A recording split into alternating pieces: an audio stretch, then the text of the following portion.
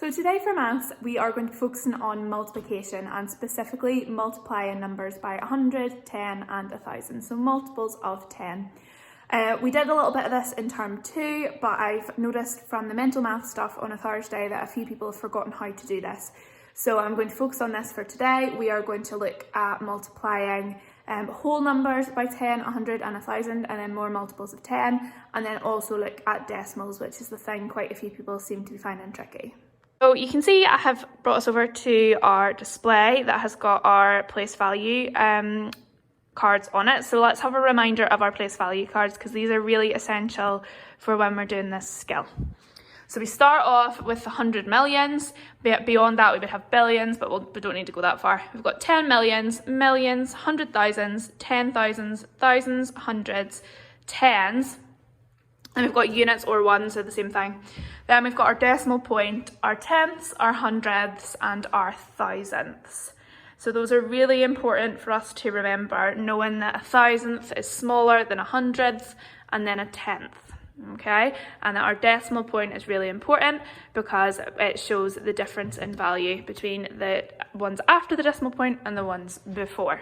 So I've popped up the website that I have sent you here, and this is going to be really useful for demonstrating how we're going to move our digits to multiply by 10, 100 and 1000. So when you open it, it won't have these lines on. They're actually really useful to have just so it's a bit easier to see the different values. So I would suggest you pop those on if you're going to use this. So you can see here, I can switch this. We've got our units, tens, hundreds, thousands, 10,000s.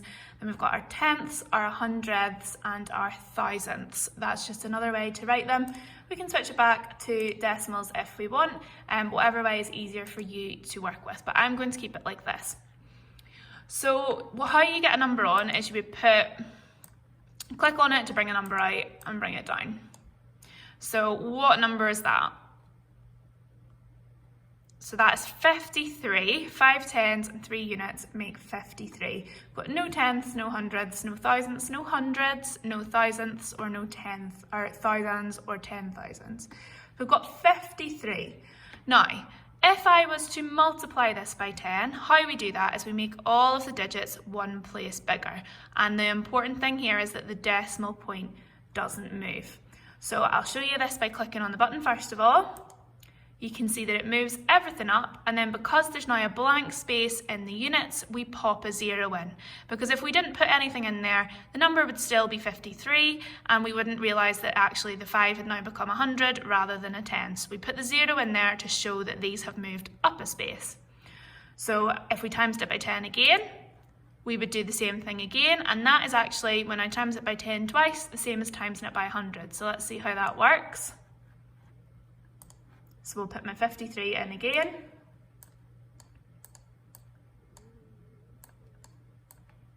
My 53 in. And we times it by 10 twice and we got 5,300. So let's see what happens when we times it by 100. So again, we've got 5,300. It's moved up 2 spaces this time and we filled in the gaps with our zeros. So let's now reset again. And this time we're going to look at dividing. So I'm going to keep the number 53. And this time we're going to divide. So when we multiply, things get bigger because multiply means to make more of. And when we divide, they get smaller because it means to split up. So if you ever divide and have an answer that's bigger than you started, it must be wrong. So when we divide, if we multiply by moving them up one place for each 10, how do you think we would divide?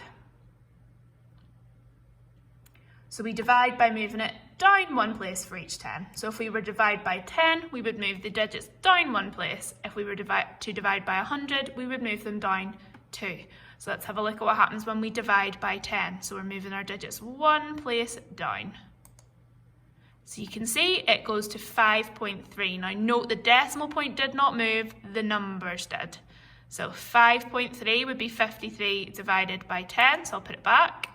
This time we'll divide by 100, so how many places to the right do you think it's going to move this time? So it should be 2, let's check if we're right. You can see it goes to 0.53, and we need to have something in the units column to show that there's something there, so it's 0.53.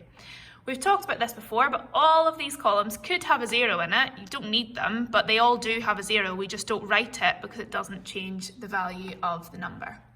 So let's try a different number.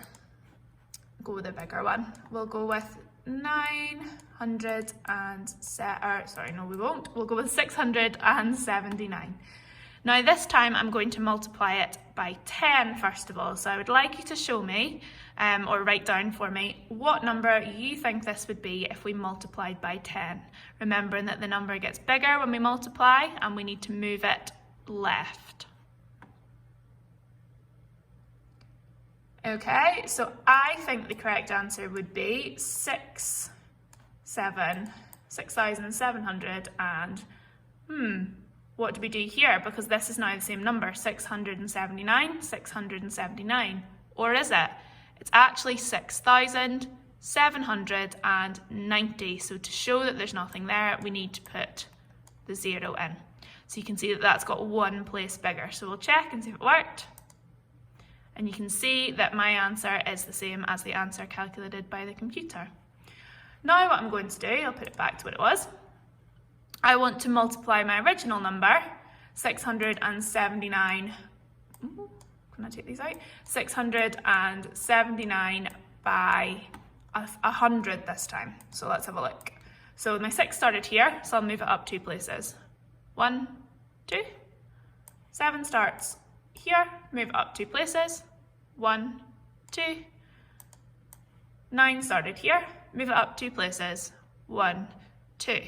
And again, this is 6 10,000s, so we need to put our zeros in here to show that there's no tens or units in this number. So you can see that I have multiplied 679 by 100. I think the answer is 67,900. Let's see. Okay, so I am correct. Let's reset.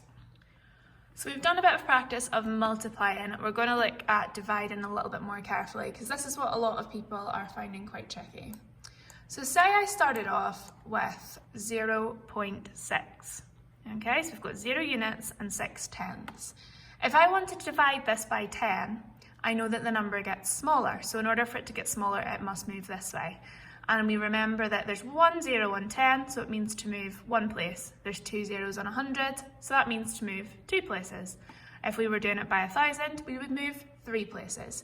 So I know I need to move my 6 1 place over, and my 0 comes 1 place over too. Now you can see I can't have a decimal that's got nothing before the decimal point. There's nothing there, so I just fill that in with a 0 to show that there isn't a value there, but it needs to have a number. So 0.06 would be it divided by 10. Let's check if I'm right. Okay, so we can see there. If I was to divide it by 10 again, that would be the same as dividing it by 100. So let's have a go at that. So I'll move my 6 1 more place, my 0 1 more place, or not, my 0 1 more place, this one comes over, and again we need to fill in the unit to show that there's nothing there. So I'll divide it by 10 again. And you can see it's there. So dividing by 10 twice is the same as dividing by 100. And to show you this, I will click the 100 button and we'll see that it's the same answer as dividing by 10 twice. Okay, so we can see that is the same answer. So when we are doing our work for today, I want you to draw out a place value grid, remembering that the decimal point does not move, but the numbers do. And that will help you work out how to divide the numbers and multiply the numbers on your work for today. This next part is for the Pentagons, helping them with their task for today. But if you're a square or a circle and would like to listen along and join in as well, that's absolutely fine. Otherwise, you can just go on and work on your next task for me. So you are going to be looking at applying your knowledge of converting or multiplying and dividing by 10, 100 and 1,000 to convert between meters, millimeters, centimeters, meters and kilometers. Now we know there are 10 millimeters in a centimeter, 100 centimeters in a meter and 1,000 meters in a kilometer. So if we think about converting from millimeters to centimeters, say we had 10 millimeters, you would divide it by 10, that would be 1 centimeter. So we know that's correct. Now, what if I had 180 millimeters? What would that be in centimeters? Okay, so that would be 1.8 centimetres. Now let's think about centimetres. What if I had 220 centimetres? So how would I convert that to metres? So we can see on the diagram we would divide by 100 to get to metres. So 225, I think I said, centimetres divided by 100 would be 2.25 metres or 2¼ metres. So you can see that you just follow the grid on the screen to help you along with how to convert between them. But say you wanted to go straight from millimetres to metres, how could you do that? So what we would do is we know we're dividing by 10 and then by 100, and that's the same as dividing by 1,000. So say we had 4,000 millimetres, we would divide by 1,000 and that would be equal to 4 metres. So that's the quick way to to convert from metres to millimetres to metres. The same thing would apply if we went from centimetres to kilometres. We can see we're dividing by 100 and then 1,000. So we know that we would then be dividing by 10,000 to convert straight from centimetres into kilometres. The exact same is true when we go the opposite direction, but we're multiplying to get from kilometres to metres. So the tricky part of this is that it's slightly odd because actually as the distance is getting bigger, you're dividing. So we know kilometres longer, but actually the numbers get smaller because there are more millimetres than there are kilometres in a kilometre. So it's kind of a little bit backwards. So this is why we're doing this, to test your understanding and application of our multiplying by and dividing by 10, 1,000 and 100.